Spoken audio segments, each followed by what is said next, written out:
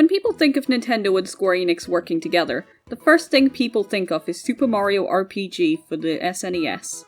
A turn-based RPG that's kinda like Final Fantasy, but it was simplified and filled with Mario characters instead. I can't speak on how the game is since I've never played it, but it's very popular among Mario fans and was the jumping point for a lot of the ideas in both the Mario and Luigi series and in the first two Paper Mario games. Once the PlayStation released though, Square Enix kinda jumped ship from Nintendo and took Final Fantasy in the divorce. Sure, we still got a few remakes and ports of Final Fantasy games, but Nintendo was not Square's main squeeze anymore. That was until a weird point in time, between 2006 and 2011, where Nintendo and Square Enix teamed up once again to make a few more Mario games. This time they were spin-offs. Those spin-offs are what I'll be talking about today as a way to celebrate the upcoming Super Mario RPG remake. Plus it feels like barely anyone I know has played or even heard of some of these.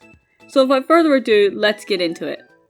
The first game is Mario Hoops 3-on-3, released on the Nintendo DS in 2006, also known as Mario Slam Basketball in PAL regions. It's a Mario sports game where Mario and his friends obviously play basketball.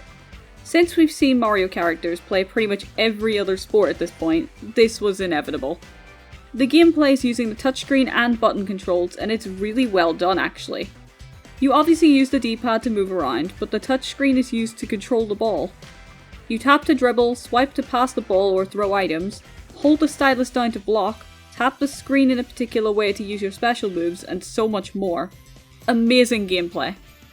And don't get me started on how good the court themes and the music for them are.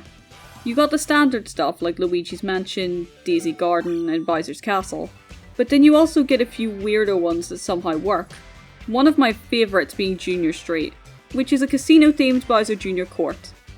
Why they gave this theme to a literal child, I don't know, but listen to this music.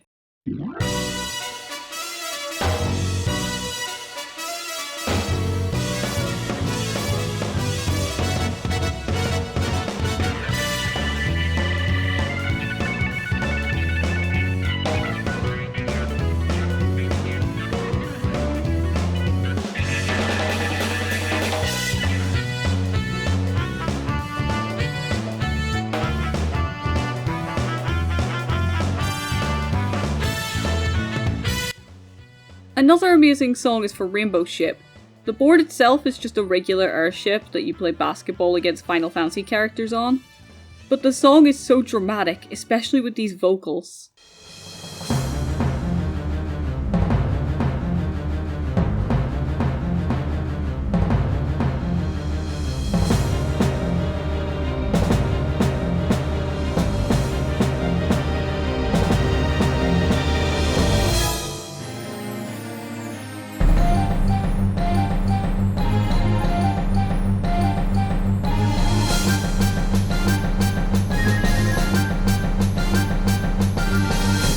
The only thing stopping me from talking about the whole soundtrack is that we still have 3 more games to go over.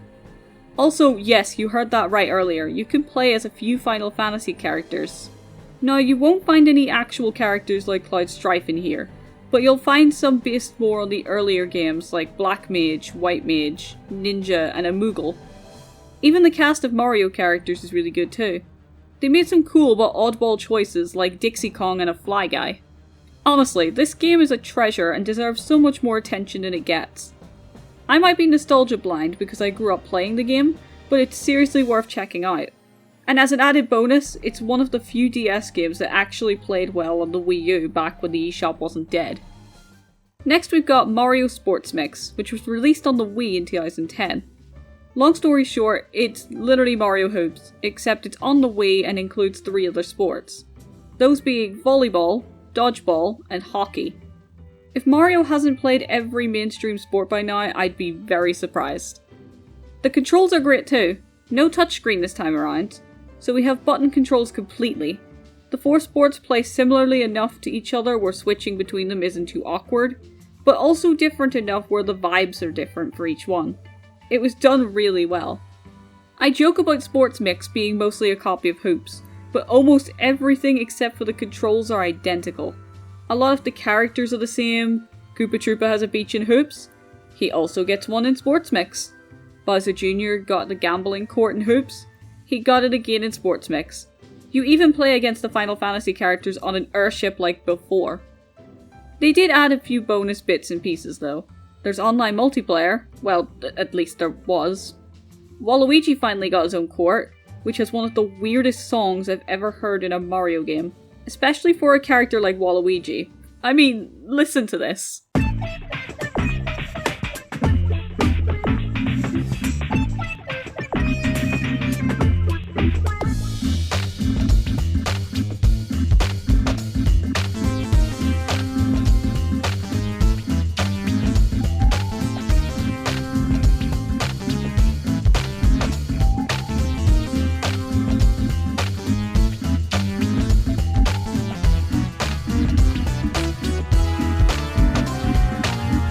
Also, the music for Starship is amazing. It really sounds like a mix of a song from Super Mario Galaxy and an airship theme from an earlier Final Fantasy game.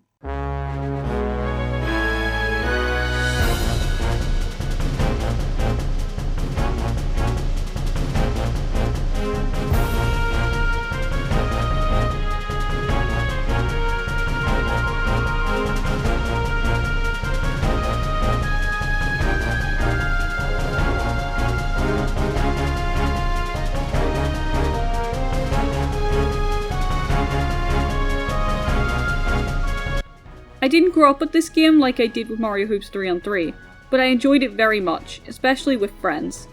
It's also one of the few multiplayer games that let you unlock everything using a cheat code so you don't have to grind for it before playing with your friends. It really values the player's time having this option. Moving away from sports, we now play the two board games Nintendo and SquareEnix made together. That game being Fortune Street. Believe it or not, Fortune Street, also known as Boom Street in PAL regions, is actually the 10th Fortune Street game out of 12 to be released. This is just the first out of 2 games to ever get a worldwide release.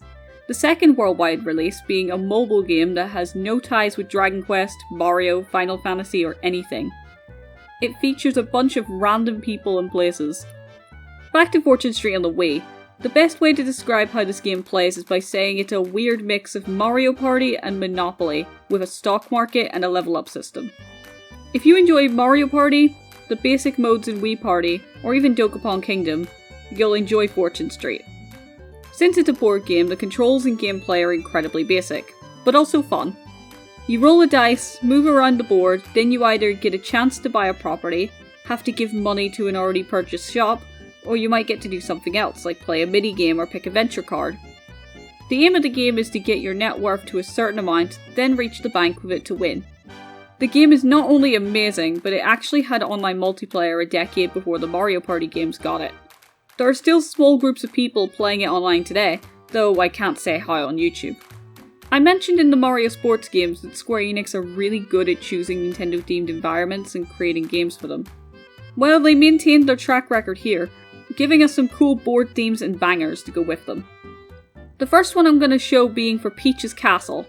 Now, for any other version of Peach's Castle in Mario media, we've always gotten some version of Inside the Castle from Super Mario 64, which is fine, but gets old really quick. Wanna know what Fortune Street gave us?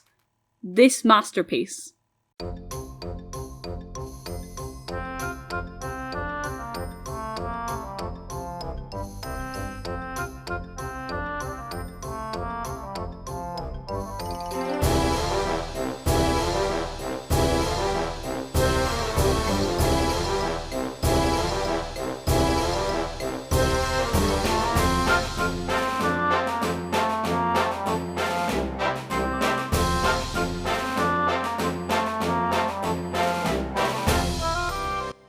Yep, it's Hello Happy Kingdom from Super Mario RPG.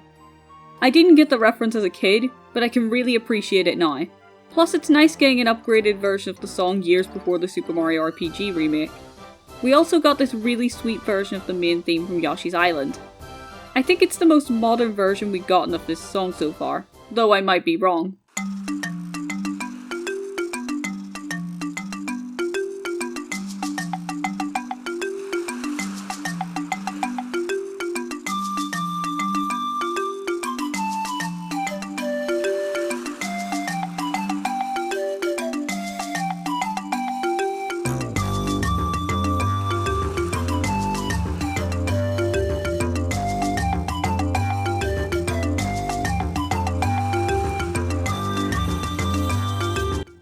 can't speak much on the Dragon Quest references since I haven't played a mainline game in the series yet, but some of the songs used in Fortune Street sound weirdly familiar.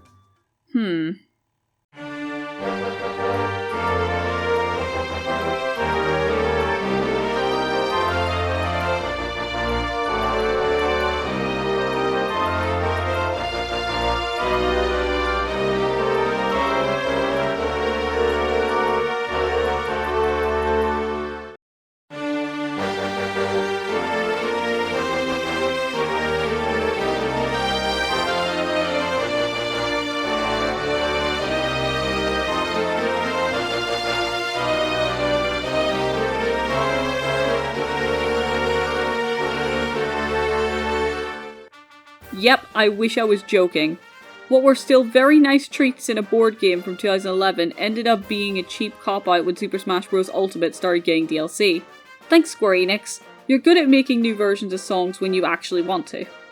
Anyway, if there's one video game I'd openly admit to being good at without feeling like I'm boasting, it's Fortune Street.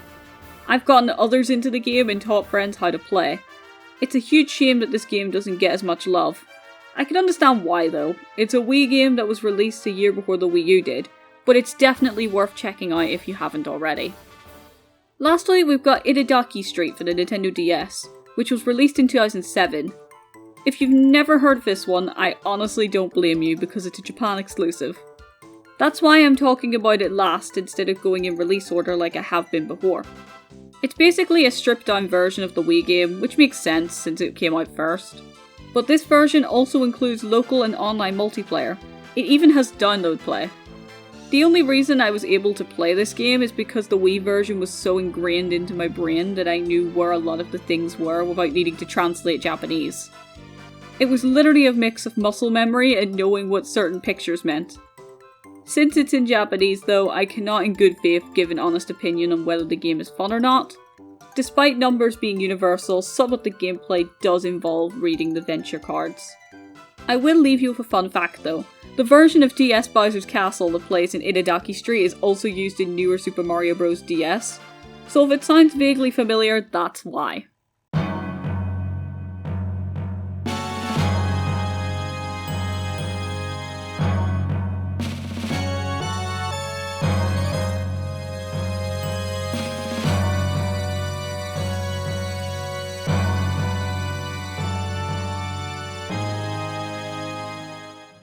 Overall, it was really nice looking back at a lot of these games, especially since they're not only quite underrated, but I also grew up with half of them.